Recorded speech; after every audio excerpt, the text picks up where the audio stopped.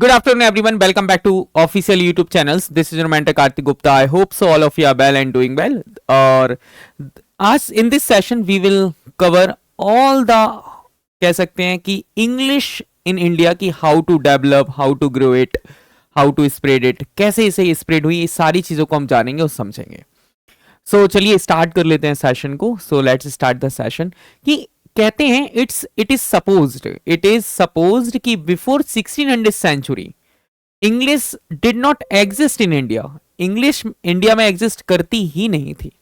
English जो है वो इंडिया में एग्जिस्ट करती ही नहीं थी. ओके, चलते हैं हम आगे बात करते हैं, यहां पर समझेंगे. तो यूनिट नंबर 6 हम यूजीसी नेट दिसंबर 2025 को लेकर इस सेशन लेकर चल रहे हैं, जहां पर हम बहुत सारी चीजों को कवर अप करेंगे और जानेंगे भी. कहते हैं कि English in India, history, evolution and future. कैसे हिस्ट्री को, कैसे इंडिया में इंग्लिश इवॉल्व होती है, कैसे उसका फ्यूचर होता है, वो सारी चीजों पर हम बात करते हैं. यदि हम बात करते हैं तो कहते हैं अब यहां से आपको पूरी की पूरी कहानी को समझ रहे हैं. चलिए चलते हैं यूरोप. ओके, आपको कहां चलते हैं? यूरोप चलते हैं. 1600 century, 1600 century queen Elizabeth first become the queen of England in 1600 century. 1600 century में होता क्या है कि 1600 सेंचुरी में in England Elizabeth first become the queen of England. ये इंग्लैंड की क्वीन बन जाती है. इसके बाद हम बात करते हैं तो कहते हैं 1600 सेंचुरी 31 दिसंबर charter of the East India Company. ठीक है, एक चार्टर आता है ईस्ट इंडिया कंपनी का. अब सर ये ईस्ट इंडिया कंपनी थी क्या? East India Company formed in England, उसे इंग्लैंड में फॉर्म किया गया. ओके, और इसका जो मेन गोल था, द एम ऑफ आपका East India Company is to trade all over the world. इसका जो गोल था वो था कि ऑल ओवर द वर्ल्ड हमें क्या करना है? ट्रेड करना है. देन होता क्या है? Queen Elizabeth first gave a charter to England. ठीक है, याद रखना, queen Elizabeth first gave a charter to English merchants. ये क्या करती हैं? इंग्लिश मर्चेंट्स को एक चार्टर देती हैं. क्या देती हैं? एक चार्टर देती हैं. और यहां पर to trade with east. Okay, किसके साथ की सर? ईस्ट के साथ हम क्या कर सकें? व्यापार कर सकें. ईस्ट के साथ हम क्या कर सकें? व्यापार कर सकें. क्वीन एलिजाबेथ परमिशन दे देती है, जाओ जाकर व्यापार करो, रूल करो. तो जो ब्रिटिश ईस्ट इंडिया कंपनी है, यहां पर क्या होता है कि the East India Company was formed as a trading company. और इसे किसकी तरह कंपनी को यूज किया गया था सर? एक ट्रेडिंग कंपनी की तरह हमने इसे फॉर्म किया था. किसकी तरह फॉर्म किया था? ट्रेडिंग कंपनी की तरह फॉर्म किया था. तो याद रखना कि charter of the East India Company. Okay, so याद रखना, queen Elizabeth first 1600 century 31 December gave the charter to English merchants to trade with the East. East का मतलब क्या है सर? एशिया की बात करें हम. किसकी बात कर रहे हैं सर? हम एशिया की बात कर रहे हैं. ओके, यहां तक बात क्लियर है. अब कैसे इवॉल्व होती है? नेट आ गया. चले, इसके बाद हम बात करते हैं यहां पर कि एक्चुअल में अब होता क्या है.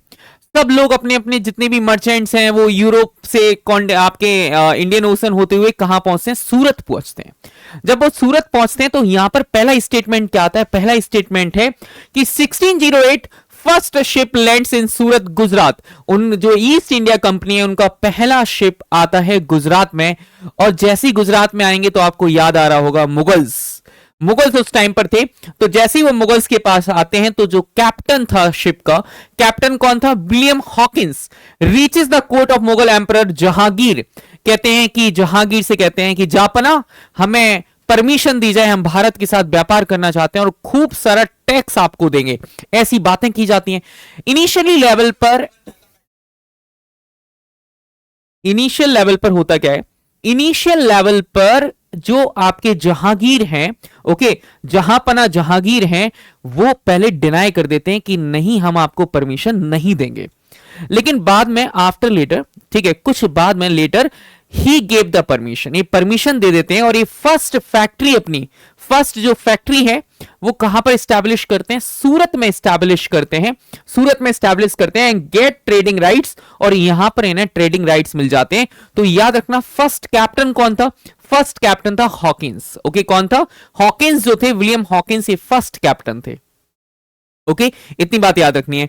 एंड कोर्ट ऑफ मुगल्स कौन थे सर? जहांगीर। ओके जहांगीर ने इन्हें परमिशन दी कि आप जाइए, आप बिजनेस करिए, आपको बिजनेस करने के लिए कोई नहीं रोकेंगे। अब एक्चुअल में होता क्या है, बात धीरे धीरे कंपनी बढ़ती गई। कंपनी गुजरात से उठकर पहुंचती है साउथ, मींस कैलकाटा। कहां पहुंचती है? कैलकाटा पहुंचती है। And 1613 company gets permission to build a factory at Surat, और इन्हें 1613 में परमिशन मिल जाती है कि यस आप सूरत में फैक्ट्री बना सकते हैं। इनिशियल लेवल पर इन्हें परमिशन नहीं मिली थी, क्योंकि जो जहांगीर था, Jahangir always support French. Okay जो फ्रेंच होते थे उनको सपोर्ट करता था, क्योंकि बहुत टैक्स मिलता था। तो इसकी वजह से एक्चुअल में होता क्या है कि उसके वजह से चीजें कैसी चलती हैं। इसके बाद होता यह कि 1613 company gets permission to build a factory at Surat, और सूरत में क्या बन जाती है? फैक्ट्री बन जाती है। अब चलते हैं 1613 के बाद, from 1639 in 1639 company acquires land at Madras. Okay company ने लैंड को क्या किया? एक्वायर किया। कहां पर? जैसे कि हमें कोई फैक्ट्री चलानी है तो company acquire land at Madras, इन्होंने मद्रास के अंदर लैंड को एक्वायर किया। क्या किया सर? लैंड को एक्वायर किया। एंड कहते हैं हम यहां पर कि Chennai and build Fort Saint George, और इन्होंने एक किला बनाया जिसका नाम था सेंट जॉर्ज। क्या किला था? Saint George. Okay and they started trading of spices and cloths, और यहां से उन्होंने jutes, spices, cloth and jutes में क्या करना? ट्रेड करना स्टार्ट किया। और कहते हैं कि जब उन्होंने ट्रेड करना स्टार्ट किया तो इन्हें 60% ज्यादा इजाफा हुआ। ओके क्योंकि अब इनका जो माल है वो डायरेक्टली पहुंचता था, तो 60% ज्यादा इजाफा होता है, प्रॉफिट होता है। तो इनके दिमाग में और स्टैब्लिश करते हैं चीजों को, फैक्ट्री को और बढ़ाते हैं, और मर्चेंट्स आना शुरू होते हैं। अब तक जो कंपनी है, company does not support missionaries, और company does not support religion expansion. वो कंपनी ने अब तक एक्चुअल में रिलीजन को सपोर्ट नहीं किया था। वो नहीं चाहते थे कि यहां पर मिशनरीज आए, क्रिश्चियनिटी को बढ़ावा मिले, नहीं, वो चाहते थे कि सिर्फ हम बिजनेस करें और बहुत अच्छे से बिजनेस करें। वो ऐसा चाहते थे। जब वो ऐसा चाहते थे तो उसमें हुआ क्या सर? होने में क्या था? वो ऐसा इसलिए चाहते थे कि यदि हमने सडनली आकर मिशनरीज को, अपनी क्रिश्चियनिटी को स्प्रेड करना शुरू किया तो इंडिया के जो लोग हैं वो डर जाएंगे और हमें बाहर निकाल देंगे, और we are not strong at yet, और अब तक हम स्ट्रॉन्ग नहीं है अब तक। ओके इनका ये पॉइंट था। इसके बाद क्या करते हैं? 1668 की हम बात करते हैं तो company acquires Bombay from the British crown, be who got it from Portugal as dowry. ओहो कितनी अच्छी बात है। अब आता है 1668 हम बात करते हैं कि जो इंग्लैंड के अंदर जो मोनार्क थे वो थे Charles second. Charles second is the son of Charles first, ये चार्ल्स फर्स्ट के सन थे। ओके इसी टाइम पर आप देखेंगे कि चार्ल्स सेकंड के टाइम पर वापस से ड्रामा को ओपन किया जाता है इंग्लैंड में। जो थिएटर हैं वो वापस से कैसे हो जाते हैं सर? ओपन हो जाते हैं। डन। इसके बाद हम बात करते हैं यहां पर कि company acquires Bombay from the British crown who got it from Portugal as dowry. लेकिन कंपनी ने क्या किया? बॉम्बे को एक्वायर कर लिया ब्रिटिश क्राउन से। Who is British crown that moment? Charles second. क्योंकि चार्ल्स सेकंड ने पुर्तगाल की क्वीन से शादी कर ली थी, तो उन्हें बॉम्बे जो है वो एज अ डाउरी मिल गया। एज अ किसके मिल गया सर? एज अ डाउरी मिल गया। ओके याद रखिएगा, एज अ डाउरी मिल जाता है उन्हें बॉम्बे। किससे मिलता है? British crown. ब्रिटिश क्राउन बोले तो चार्ल्स सेकंड। आपको इंडिया और इंग्लैंड को पैरेलल समझकर चलना है। ओके देन हो उसके बाद क्या होता है? 1690 का एक पीरियड आता है। इन 1690 यदि हम 1690 में बात करेंगे तो फिर कुछ चीजें बदलती हैं। 1690 में क्या होता है? Company establish a factory eight Calcutta and Kolkata and later builds fort William. और यहां पर पहले उन्होंने मद्रास में सेंट जॉर्ज बनाया, लेकिन फिर उन्होंने कैलकाटा में आकर क्या बनाया? आपका बनाया फोर्ट विलियम। क्या बनाया? किला बनाया विलियम का। ओके विलियम ने बनाया था, इसलिए इसका नाम रखा गया फोर्ट विलियम। तो जो ये किला है वो इसमें बॉम्बे है तो वो इस टाइप से था। यदि हम बात करते हैं कैलकाटा में जो इन्होंने फोर्ट बनाया जिसे हम विलियम फोर्ट कहते हैं, वो कुछ इस टाइप से था। Okay done. चलते हैं नेक्स्ट पर। कहते हैं अब आता है 1764। अब एक्चुअली में होता क्या है इस ड्यूरेशन में? Company has been trading. Okay company has been trading in spices, okay and cloths, jutes, यहां से सब फैब्रिक खरीद रही है, रॉ मटेरियल खरीद रही है, एंड इंपोर्ट और एक्सपोर्ट करे कहां पर, इंग्लैंड पर। अब होना क्या था, 1707 औरंगजेब डाइड, औरंगजेब की डेथ हो जाती है। औरंगजेब की जब डेथ होती है तो एग्जैक्टली में कहानी क्या होती है कि इन इंडिया, ठीक है, दे सा पॉलिटिकल इनस्टेबिलिटी, वो पॉलिटिकल इनस्टेबिलिटी देखते हैं और कहते हैं ना कि जब किसी के घर उजड़ा हो तो पड़ोसी चाहते हैं कि उसके घर को हथिया लिया जाए। ऐसा ही कुछ होने वाला था इंडिया में। अब ब्रिटिश ईस्ट इंडिया कंपनी जो अब तक बिजनेस कर रही थी, अब उसने एक चीज ऑब्जर्व कर ली कि यहां पर जो क्वीन है और किंग है ये सब यूं ही हैं, इनके ना तो कोई रूल्स हैं ना कोई रेगुलेशन है। अब जैसे ये मुगल्स हैं तो मुगल्स का अपना एक किंग है, राजपूतों का अपना एक किंग है, इस टाइप से अलग अलग किंग्स हैं। यदि वो अलग अलग किंग्स है तो बस यहां पर क्या हो जाती है कहानी। अब जब उन्हें इस बात को पता लगता है तो एक्चुअल में इन 1707 आपको पता होना चाहिए कि किसकी डेथ हो जाती है, औरंगजेब डाइड, औरंगजेब की डेथ हो जाती है। और जब औरंगजेब की डेथ होती है, जब औरंगजेब की डेथ हो जाती है तो उसके बाद हम कहते हैं देश सा instability in India, political instability, instability of anarchy. Okay, तो यहां पर वो क्या करते हैं, वो एक्चुअल में रूल करना स्टार्ट करते हैं, वो कुछ रूल्स बनाते हैं, एडमिनिस्ट्रेशन बनाते हैं धीरे धीरे धीरे धीरे। और एक 1767 में जाकर एक्चुअल में एक बैटल हो जाती है। अब यहां से ही कहानी आती है कि घर का भेदी ही लंका ढाता है, और जब घर में ही विभीषण हो तो कुछ भी हो सकता है। ऐसा ही कुछ होता है कहां पर, बैटल ऑफ बक्सर में। बैटल ऑफ बक्सर आपको पता होगा किसके साथ हुई। बैटल ऑफ बक्सर की यदि बात करते हैं, सिराज उद्दौला, ओके, एक कंपनी डिफीटेड मुगल एम्परर साहब आलम एंड अदर्स। ओके, तो यहां पर एक्चुअल में बैटल ऑफ बक्सर में 1764 में हो जाता है। ट्रीटी ऑफ अलाहाबाद, यहां पर ही 1765 में एक ट्रीटी होती है, treaty of Allahabad. Mughal emperor gave the diwani rights to collect revenue of Bengal, Bihar and Orissa to the company. और यहां पर एक्चुअल में क्या होता है, जो मुगल एम्परर था उसने जितने भी दीवानी राइट्स थे वो किसको दे दिए, कंपनी को दे दिए, बिहार में, बंगाल में, उड़ीसा में, इस सारे राइट्स दे दिए। कहते हैं हम यहां पर from here company became ruler not just trader. अब यहां से इसी युद्ध के बाद, इसी बैटल के बाद हम कहते हैं कि बैटल ऑफ बक्सर के बाद, बैटल ऑफ बक्सर के बाद जो होता क्या है कि जो कंपनी है, ठीक है, company becomes the ruler not trader. अब ये रूलर बन जाती है। यही कहते हैं कि जब एक्चुअल में टाइम पर किसी चीज पर टाइम पर हिट करना बहुत जरूरी होता है, टाइम पर हिट करना बहुत जरूरी होता है। हेलो,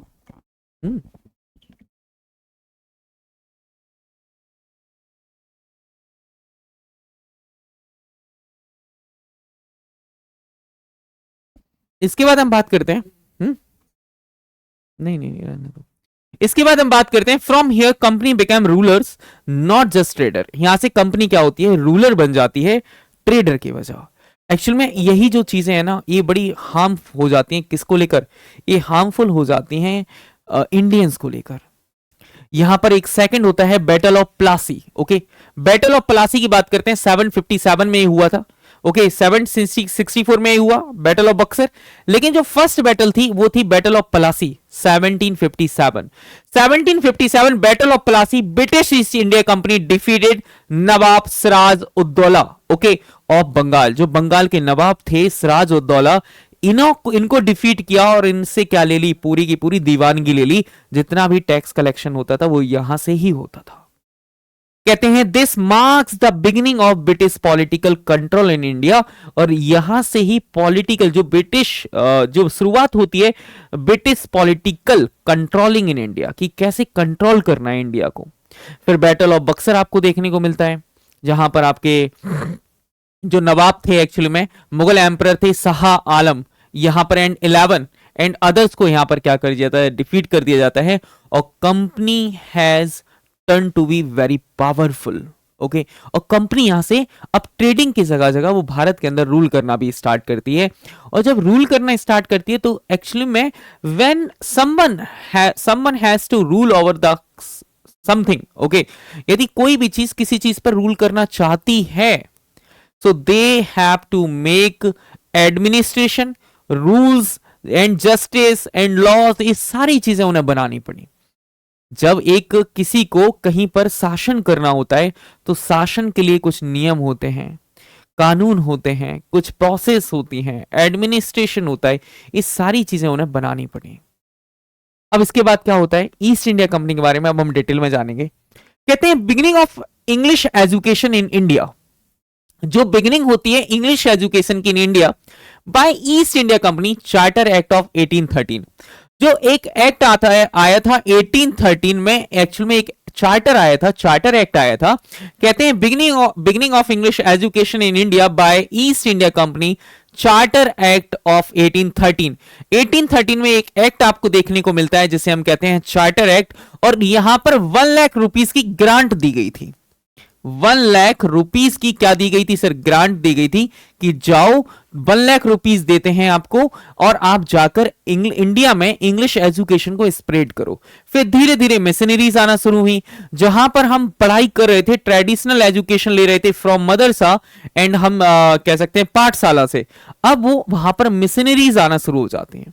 जब वो मिशनरीज आना शुरू होती हैं, वहां से ही इंग्लिश जो है, English spreading in India by missionaries. Okay, अब सर कैसे हुई, उन्होंने इंग्लिश बुक्स को फ्री में देना स्टार्ट कर दिया।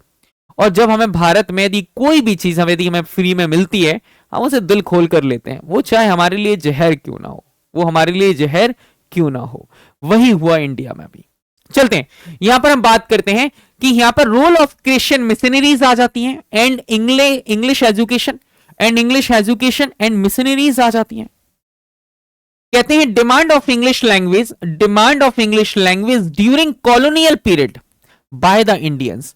एक्चुअली में इंग्लिश की जो डिमांड थी वो अंग्रेजों ने इंपोज नहीं किया, एक्चुअली में अंग्रेजों ने तो कहा कि इंग्लिश सीखो, ओके, लेकिन जो इंडियंस थे दे हैव एक्सेप्टेड इट, उन्होंने इसको एक्सेप्ट कर लिया। और कहते हैं कि जब यदि कहीं पर किसी को कमजोर करना हो तो सबसे पहले उसकी भाषा को रिमूव कर दो। ठीक है, यदि आप चाहते हैं कि if you want to rule over something you have to remove its language first and impose their languages, और उन्हें अपनी लैंग्वेजेस को क्या करना पड़ेगा, इंपोज करना पड़ेगा। The same do by British East India company, और यही जो काम है वो ब्रिटिश ईस्ट इंडिया कंपनी ने कहा। यहां पर हम बात करते हैं तो कहते हैं सपोर्ट ऑफ राजा राम मोहन रॉय, एक व्यक्ति थे राजा राम मोहन रॉय। कहते हैं ये बहुत मॉडर्निस्ट थे, इनके जो ख्याल थे वो बड़े साइंटिफिक थे, वो चाहते थे कि English become the first language in India, कि जो इंग्लिश है वो फर्स्ट लैंग्वेज बन जाए, because English brings scientific education in India, क्योंकि इंग्लिश जो है वो साइंटिफिक एजुकेशन लेकर आएगी। ओके, यहां पर हम बात करते हैं कि role of William Bentinck and Lord Macaulay and Lord Amherst. Okay, यहां पर 1835 मैकाले मिनट्स आता है और यहां से ही आपकी इंग्लिश एजुकेशन की स्टार्टिंग हो जाती है, यहां से इंग्लिश एजुकेशन की स्टार्टिंग हो जाती है। इसके बाद हम बात करते हैं वुड्स डिस्पैच ऑफ 1854, और यहां पर एक्चुअल में एक सेकंड, जैसे चार्टर एक्ट आ रहे थे, फिर मैकाले मिनट्स आया, फिर 1854 में वुड्स डिस्पैच आता है। वुड्स डिस्पैच अपने साथ कुछ कहते हैं कि कुछ इसके अपने एक प्रोज थे, अपने एक कॉन्स थे, ये भी एजुकेशन को लेकर ही आया था। यहां पर एजुकेशन को कंपलसरी कर दिया कि बच्चे को पढ़ाना ही पड़ेगा, इंग्लिश को कंपलसरी कर दिया वुड्स डिस्पैच में। 1854 के बाद एक्चुअल में that movement there were some writers who started writing in English. यहां पर इन्होंने राइटिंग स्टार्ट कर दी थी इंग्लिश में, जैसे कि 1856 में एक पोएटेस है जिनका नाम है तोरू दत्त, उनका जन्म होता है और वो राइटिंग स्टार्ट कर देते हैं इंग्लिश में, क्योंकि उनकी जो इंग्लिश थी वो एजुकेशन जो है उनकी इंग्लिश में थी, तो they started writing in English. Yes और नो। चल, अब एग्जैक्टली में क्या होता है, देन हंटर एजुकेशन कमीशन आता है 1882 में, बड़े ध्यान से समझना। 1835 में कौन आता है सर, मैकाले मिनट्स आता है। ओके, 1854 में आपका कौन आ जाता है सर, 1854 में आता है वुड्स डिस्पैच। उसके बाद 1882 में आता है हंटर कमीशन। 1882 में क्या आता है सर, 1882 में आता है हंटर कमीशन। क्या आता है सर? Hunter commission. ओके, उसके बाद 1902 में आता है इंडियन यूनिवर्सिटी कमीशन। ओके, याद रखना, ये एग्जाम पॉइंट ऑफ व्यू से इंपॉर्टेंट है। Indian education, Indian Indian university university university commission. Okay, बड़े ध्यान से समझना, कमीशन। एंड कहते हैं लॉर्ड कर्जन, ये किसके द्वारा लाया गया था? लॉर्ड कर्जन के द्वारा लाया गया था, लॉर्ड कर्जन। ओके, 1902। फिर आता है 1912 में गोखलेस बिल। क्या आता है सर? 1912 में आता है गोखले बिल। 1912 में क्या आता है सर? गोखले बिल आ जाता है। कौन सा बिल आता है सर? गोखलेस बिल आ जाता है, गोखलेस बिल ऑफ 1912। 1912। ओके, और जो गोखले बिल था यहां पर था compulsory primary education, compulsory primary education for children of 6 to 10 years age. जो आपके 6 से 10 साल के बच्चे हैं, जो 6 से 10 साल के बच्चे हैं, उनको लेकर यह बिल आया था, गोखलेस बिल, की उनके लिए प्राइमरी एजुकेशन कंपलसरी थी। Role of English language during independence movement, और यहां पर रोल जो था इंग्लिश लैंग्वेज का ड्यूरिंग इंडिपेंडेंस मूवमेंट, बहुत ज्यादा रोल था। ओके, यहां पर अंग्रेजों से बात करना, कम्युनिकेशन करना, तो कहते हैं English become the communicator, okay, between Indian and Britishers. और जो इंग्लिश लैंग्वेज है वो एक कनेक्टर बन चुकी थी, एक कम्युनिकेटर बन चुकी थी बिटवीन ब्रिटिशर्स एंड इंडियंस। फिर कहते हैं यहां पर एक व्यक्ति आते हैं, Mahatma Gandhi. Influence of Mahatma Gandhi in Indian English literature. Mahatma Gandhi has also supported English language and its literature. Mahatma Gandhi ने भी इंग्लिश लैंग्वेज को और इसके लिटरेचर को सपोर्ट किया। They support English language not British East India company. उन्होंने इंग्लिश लिटरेचर को सपोर्ट किया, उन्होंने ब्रिटिश ईस्ट इंडिया कंपनी को सपोर्ट नहीं किया मेरे लाडलो, याद रखिएगा। कहते हैं कि development of English during post independent period. Okay, कहते हैं पोस्ट इंडिपेंडेंस पीरियड जो डेवलपमेंट होता है इंग्लिश का, वो पोस्ट इंडिपेंडेंस पीरियड मींस 1947 के बाद भी होता है। In India there are two states, their primary language is English. Okay, जिनकी प्राइमरी जो लैंग्वेज है, their primary language is English. Okay, only English. Okay, contemporary importance of English language in India. अब हम जानते हैं कि जो कंटेम्प्रेरी इंपोर्टेंस है इंग्लिश लैंग्वेज इन इंडिया में कैसी है। आइए चलिए बात करते हैं। सबसे पहले कहते हैं कि language is humans most remarkable achievement. Language is humans most remarkable achievements. यदि इंसानों का कोई एक बहुत रिमार्केबल अचीवमेंट है, वो है भाषा। यदि लैंग्वेज नहीं होती तो ये कंप्यूटर्स नहीं होते, ये कैमरास नहीं होते, ये पूरी की पूरी कोडिंग नहीं होती, ये कुछ भी नहीं होता, ये कुछ भी नहीं होता। Got it? ये सब कुछ है because of language exist. Language जो है वो एग्जिस्ट करती है। यहां पर समझना होगा कि language is humans most remarkable achievement. ये बहुत मोस्ट रिमार्केबल अचीवमेंट है, पहला पॉइंट। सेकेंड हम आते हैं, कहते हैं यहां पर English is a part of our lifes like the air. कहते हैं इंग्लिश जो है वो हमारी जिंदगी के एक हिस्से की तरह है, जैसे कि इन्होंने कंपैरिजन कर दिया, ये हवा की तरह है, ईयर की तरह है। बी ब्रीथ, हम ब्रीथ करते हैं, हम सांसें लेते हैं, ठीक है, लेकिन वी नेवर कॉन्शियस, हम कभी नहीं रहते, we never conscious towards it. हम कभी भी ये सांस लेना छोड़ना, हम इसके बारे में कभी भी कॉन्शियस नहीं होते। ओके, और जो हमारी ब्रीदिंग है, आप कैसे ब्रीद कर रहे हैं, आप कैसे इनहेल कर रहे हैं, कैसे एक्सहेल कर रहे हैं, यहां से ही तो आप स्पिरिचुअलिटी की तरफ जाते हैं। लेकिन कभी भी हम फोकस नहीं करते कि हम कैसे बैठ रहे हैं, क्या हमारी सांसों में चेंजेस हैं। ये सारी की सारी चीजें एक्चुअल में हमें सीखनी होंगी। कहते हैं we take it for granted, हम इसे बहुत ग्रांटेड लेते हैं, टेक फॉर ग्रांटेड लेते हैं। As often are not aware of language characters. इसी तरह हम अक्सर लैंग्वेज के, भाषा के कैरेक्टरिस्टिक से हम अवेयर नहीं होते। और आपको पता है, but but B use it frequently, हम इसे फ्रिक्वेंटली यूज करते हैं। और लैंग्वेज इज अ सिस्टम, जो भाषा है वो एक सिस्टम है, भाषा is a system, okay, language is a system. तो कह सकते हैं कि English is a part of our lives, we breathe, जैसे like the air, we breathe, okay, we breathe, we take it for granted, और हम इसे बहुत ग्रांटेड लेते हैं। And as often we are not aware of language characteristics, okay, याद रखना, and features, but we use frequently it, लेकिन हम इसे जनरली यूज करते हैं, जैसे नाउ आई एम यूजिंग, ये सुनो, you are understanding why language, whatever. तो language is a system, language is a system, जो भाषा है वो एक सिस्टम है। ओके फाइन, चलते हैं बात पर। कहते हैं English, importance of English in India, importance of English in India क्या थी इसके, कहते हैं English is associate language but important language of India. Actual में English become associate language in India, okay, because of there are a lot of languages, okay, there are a lot of languages in India, and English जो है वो अब associate language बन जाती है। Associate का मतलब क्या होता है सर, सपोर्ट करने वाली लैंग्वेज बन जाती है। कैसी बन जाती है सर, सपोर्ट करने वाली लैंग्वेज बन जाती है, ओके, सपोर्ट करने वाली लैंग्वेज यहां पर बन जाती है। तो इसको समझना, English is associate language but important language in India, okay. चले नेक्स्ट, कहते हैं हिंदी एंड इंग्लिश, फर्स्ट कौन सी थी सर, फर्स्ट थी हिंदी एंड सेकंड थी इंग्लिश। कहते हैं Hindi and English spoken language, read and written language in India.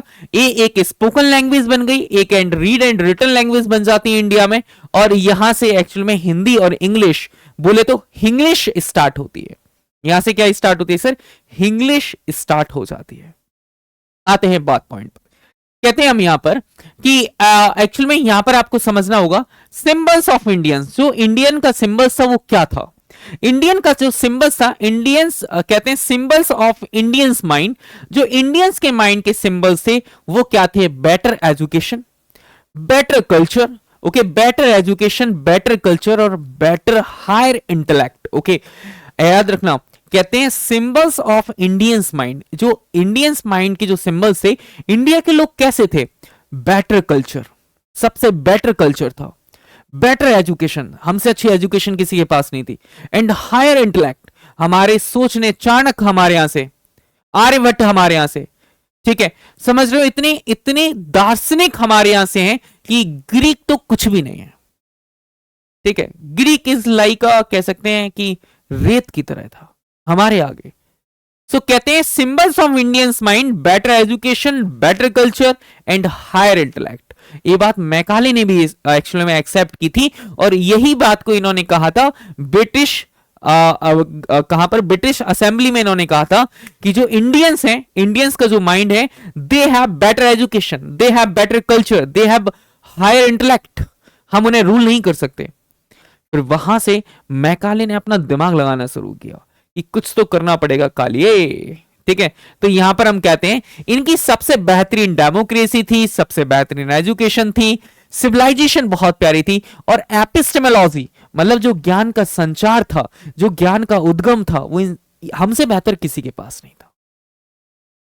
यदि लगता है कि आपको बहुत डीपली हम पढ़ रहे हैं तो आप ऐसे ही पढ़ते रहें, आप पॉइंट को नोट डाउन करते रहें, यूनिट नंबर 6 ऐसे आपके दिमाग में छपेगी ना, आप कभी भूल नहीं पाओगे, ओके। फिर हम कहते हैं यहां पर, अब पॉइंट आपको याद रखना है कि often mingle it with Indian languages, और ये पता क्या हुआ, English English English mingles itself with Indian languages. कैसे, जैसे हमने कहते कि मम्मा एक गिलास वाटर ला दो, तो मतलब मम्मा एक गिलास वाटर ला दो, देखो एक गिलास हिंदी में, वाटर इंग्लिश में, ये सुनो, वाटर इंग्लिश में। क्या खा रहे हो, बोले आज तो मैं पिज्जा खा रहा हूं, पिज्जा इंग्लिश वर्ड है, खा रहा हूं हिंदी वर्ड है, ठीक है। आज मैं टोमेटो खरीद कर लेकर आया, तो इंग्लिश जो है वो इंडियन लैंग्वेजेस के साथ मिल गई। कैसी हो गई सर, इंडियन लैंग्वेजेस के साथ मिंगल हो गई, it mingle with Indian languages, और ये जो लैंग्वेज है वो इंडियन लैंग्वेजेस के साथ बहुत इतनी खूबसूरत तरीके से मिली कि कभी इसी में कोई भेदभाव ही नहीं कर पाया, हमेशा अपनी सी लैंग्वेज लगी है, हमेशा अपनी सी लैंग्वेज लगी है। लेकिन कहते हैं कि इन जो यहाँ पर मैं बस एक बात बताना चाहता हूँ कि Hindi is more easier than English. कैसे कि सर यदि तुम्हें कोई भी बात यदि इंग्लिश में समझ नहीं आती है तो कहते हैं कि सॉरी प्लीज रिपीट इट, और हिंदी में कहते हैं जब हिंदी में तुम्हें कोई बात समझ नहीं आती तो बस एक ही शब्द कहना है। जैसे आप कहते हैं तो इसका मतलब है आपको अपनी बात को रिपीट करना है, अपनी बात को रिपीट करना है। कहते हैं abruptly move to speak fluent English in the middle of their conversation. हम एक्चुअली में जैसे कि जब कहते हैं ना कि दो पैग लगते हैं ना उसके बाद इंग्लिश निकलती है। ओके कहते हैं ना भारत में ऐसा कहा जाता है, in India it is said कि when you take two pegs then English comes from your inside. Okay तुम्हारे अंदर से इंग्लिश आने लगती है। मतलब हम क्या कहना चाहते हैं कि English is not a associate language, ये बन चुकी है तुम्हारी, it is a part of your life like the air we breathe but we it take for granted, and इसको हम बहुत ग्रांटेड लेते हैं and we but we frequently use it, क्योंकि language is a system, language system है but we don't know, we are not aware of its characteristics and its system. हम इसके ना तो कैरेक्टरिस्टिक्स से ना ही इसके सिस्टम से हम अवेयर हैं। ठीक है, तो the importance of English is very essential in India. यहां पर हम बात करते हैं मेरे लाडलो, यहां पर बात को समझना होगा कि कम्युनिकेटर एंड कमेंट कहते हैं communicator and connector among Indians who speaks different languages, और जो अलग अलग डिफरेंट लैंग्वेजेस में बात करते हैं, लैंग्वेजेस में बोलते हैं, इंग्लैंड इंग्लिश जो है वो उनके लिए कनेक्टर बन गई, उनके लिए कम्युनिकेटर बन जाती है। क्या बन जाती है? कम्युनिकेटर बन जाती है। एंड कहते हैं language of legal, financial, educational and business India, और जो इंग्लिश है वो आज finance, banking, education, companies, corporate, इन सब में क्या बन चुकी है? ये सिस्टम बन चुकी है, इनका पार्ट बन चुकी है। जो है English is a language of legal, finance and educational and businesses in India. आप चाहे कोई भी, आप जैसे आप लॉ पढ़ते हैं, सॉरी आप जितने भी लॉज पढ़ते हैं वो सारे इंग्लिश में, आप जितने भी कंपनीज के मेमोरेंडम देखते हैं वो सारे इंग्लिश में, जितने भी आप उनके रूल एंड रेगुलेशन देखते हैं वो सारे इंग्लिश में, आपके पास मेल आता है तो वो इंग्लिश में आता है। Everything is in English in India. Okay हमारा कानून तक इंग्लिश में, हमारा जो कानून है वो तक किस में है सर? वो भी एक्चुअल में किस में? हमारा इंग्लिश में। ओके याद रखिएगा। कहते हैं language English is the state language of two states. Okay जो इंग्लिश है वो तो राज्य की भाषा है, दो राज्यों की भाषा है in eastern India, Meghalaya and Nagaland. Okay Meghalaya and Nagaland, Meghalaya ये रहा आपका, नागालैंड वहां रहा। ओके मेघालय एंड नागालैंड की एक्चुअल में क्या है? ये आपकी स्टेट लैंग्वेज है, ये फर्स्ट लैंग्वेज है मेघालय एंड कहां पर? आपके मेघालय एंड नागालैंड में। और इसलिए आप देखिएगा कि मेघालय की जो लड़कियां होती हैं वो जनरली एयर होस्टेस बनती हैं या डॉक्टर बनती हैं, क्योंकि they have good English, they have a good English power, उनके पास एक अच्छी इंग्लिश पावर है। ओके याद रखिएगा। कहते हैं हम यहां पर कि in the 1970s and 1980s about 1/3 of the Indian schools had English as their first language. कहते हैं in the 1970s, in the 1980s, okay about 1/3 of Indian schools, जो 1/3 Indian schools had English as their first language. कहते हैं उनकी जो first language थी वो English हुआ करती थी। तो समझ सकते हैं कि इंग्लिश कैसे डेवलप हो रही है। इसके तो अभी हम पॉइंट्स पर बात कर रहे हैं, देन फिर हम आते हैं कि इंग्लिश ग्रो कैसे हुई, कैसे चार्टर एक्ट में क्या क्या चीजें हुई, चार्टर एक्ट फर्स्ट 1813 में क्या हुआ, देन मैकाले मिनट्स 1835 में क्या हुआ। हम हर एक चीज को डिस्कस करेंगे, हम हर एक चीज को क्या करेंगे? डिस्कस करेंगे। परेशान मत होइए, आप बस आराम से पढ़िए।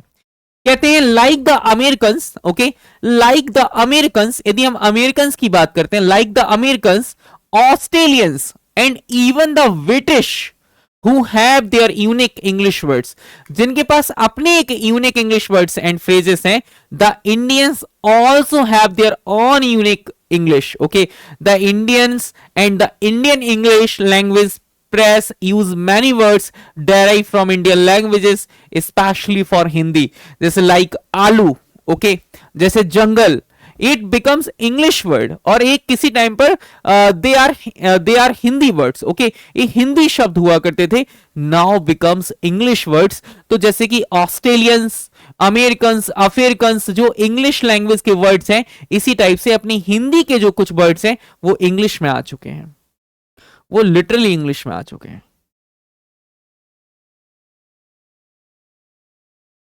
ओके फाइन, चले अगली बात पर आते हैं, अगली बात पर हम डिस्कस करेंगे।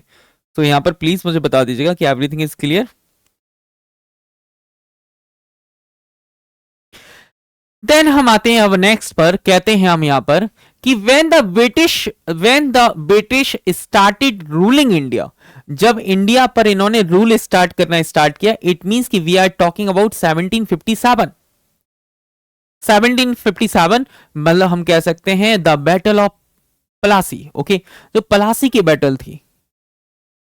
Then the battle of Buxar 1764, जब ये rule they started ruling India, they started ruling India, कहते हैं कि they search for Indian mediators. Actual में ये आपकी नीड बन गई।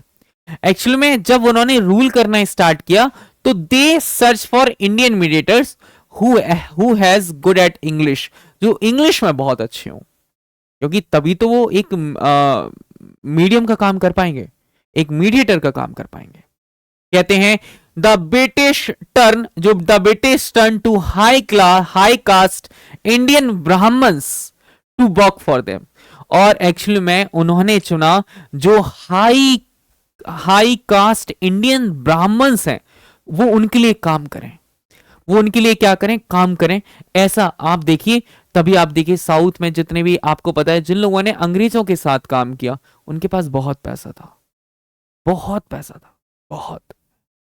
Okay, so the British turn to the high caste Indian Brahmins to work for them, कि वो उनके लिए काम करें, वो उनके लिए क्या करें, काम करें।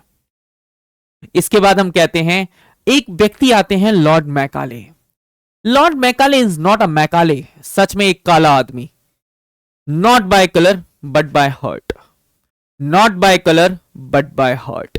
जो बट बाय हार्ट लिखा हुआ है ना, ये दिल से इतना काला आदमी था, कहता कुछ था, करता कुछ था, होता कुछ था, दिखाता कुछ था। ये ही वही आदमी है जिसने भारत को थोड़ा सा नहीं बहुत कुछ खत्म कर दिया इसने। कहते हैं इन्होंने कहा ब्रिटिश पॉलिसी इन्होंने एक अप्लाई की।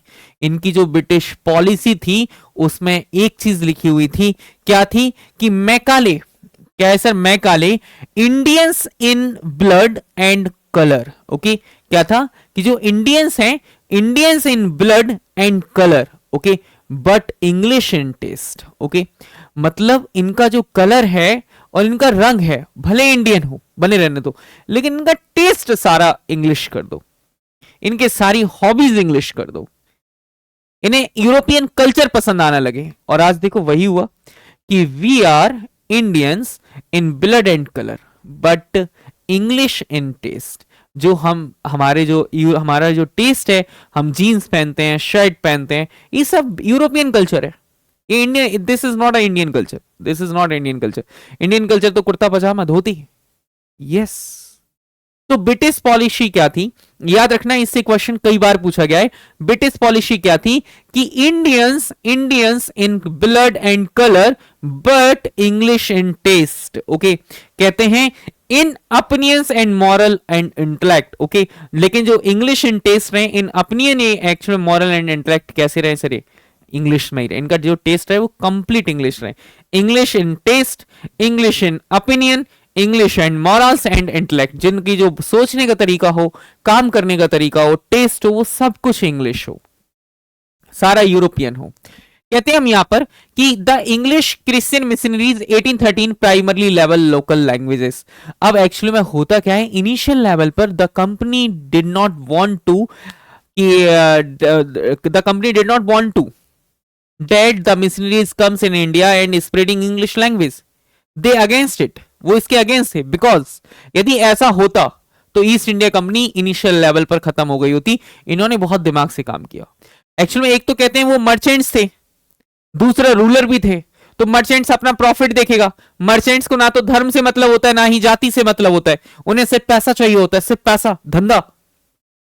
आप खुद समझने की कोशिश करें ना, जब आप अपनी शॉप पर बैठते हैं तो आप कभी से पूछते हैं कि आप ब्राह्मण हैं, आप ठाकुर हैं, आप जाट हैं, आप साहू हैं, आप कभी पूछते हैं? आप कभी नहीं पूछते। क्यों?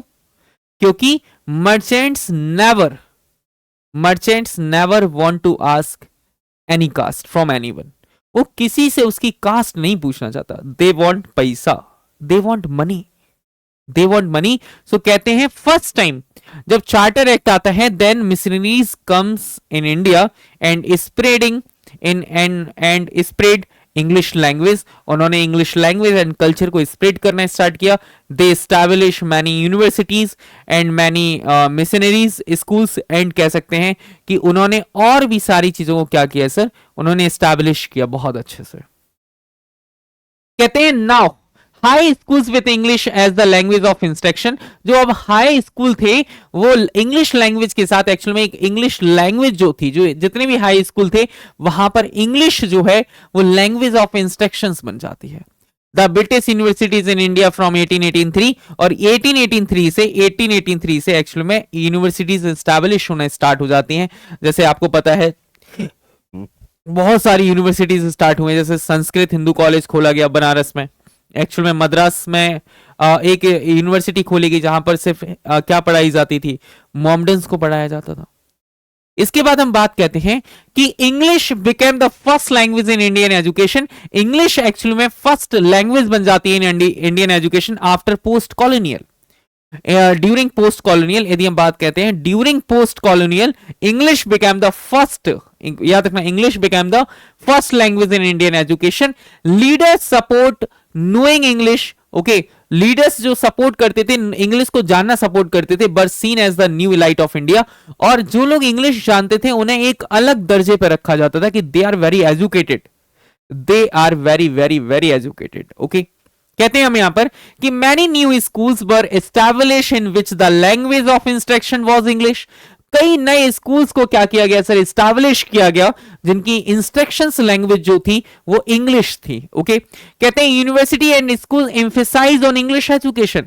जो यूनिवर्सिटीज थी एंड स्कूल से उन्होंने एम्फेसाइज किया इंग्लिश एजुकेशन को लेकर। In post independence India English remain the main language of India. और यहां पर जो इंडिया में यदि हम बात करते हैं पोस्ट कॉलोनियल टाइम पर भी, कहते हैं पोस्ट इंडिपेंडेंस मतलब आजादी के बाद भी India English remain the main language of India. यदि हम बात करते हैं in post independence India English remain the main language of India, और ये मेन लैंग्वेज हो जाती है इंडिया की। ऑफिशियली कहते हैं officially assistant language and boss suppose to terminate official after 15 years, और इसे 15 सालों के लिए ऑफिशियल कर दिया जाता है। कहते हैं कि 15 इयर्स बाद वापस से देखा जाएगा कि ये चलना है या नहीं चलना है। ये 15 साल बाद फिर वापस से देखेंगे कि रखेंगे नहीं, और एवरी 15 इयर्स इंग्लिश जो है वो ऑफिशियल लैंग्वेज है। इंग्लिश क्या बन जाती है, ऑफिशियल लैंग्वेज बन जाती है। तो हमने क्या कहा, in post independence India in post independence India English remain the main language of India, ये मेन लैंग्वेज रहती है इंडिया की। कहते हैं ऑफिशियली असिस्टेंट लैंग्वेज, इसे ऑफिशियली असिस्टेंट लैंग्वेज रखा जाता है। And was suppose to terminate official after 15 years, और इसे ऐसा माना गया था कि इसे 15 साल बाद इसे हटा दिया जाएगा, लेकिन ऐसा नहीं होता है। इसे 15 साल बाद हटाया नहीं जाता है, इसे 15 साल बाद नहीं हटाया जाता है। इसे एवरी 15 इयर्स पर इसे ऑफिशियल असिस्टेंट लैंग्वेज ही रखा जाता है इन इंडिया, आज भी ओके।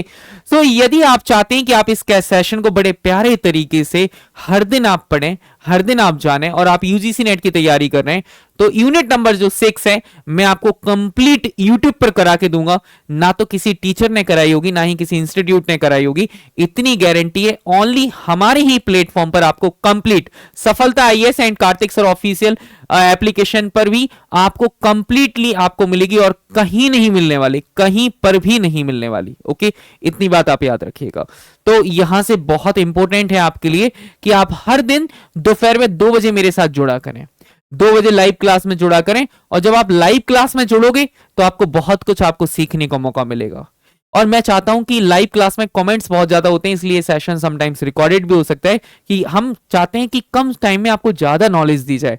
और यदि इसके आप शॉर्ट नोट्स चाहते हैं तो आप हमारे चैनल सफलता आईएएस के चैनल को आप ज्वाइन कर सकते हैं, या फिर मेरे चैनल को भी आप ज्वाइन कर सकते हैं। So thank you so much, मिलते हैं आपसे किसी ऐसे ही नेक्स्ट सेशन में। जब तक के लिए आप हंसते रहिए, मुस्कुराते रहिए, खुश रहिए। Thank you so much, bye bye, take care.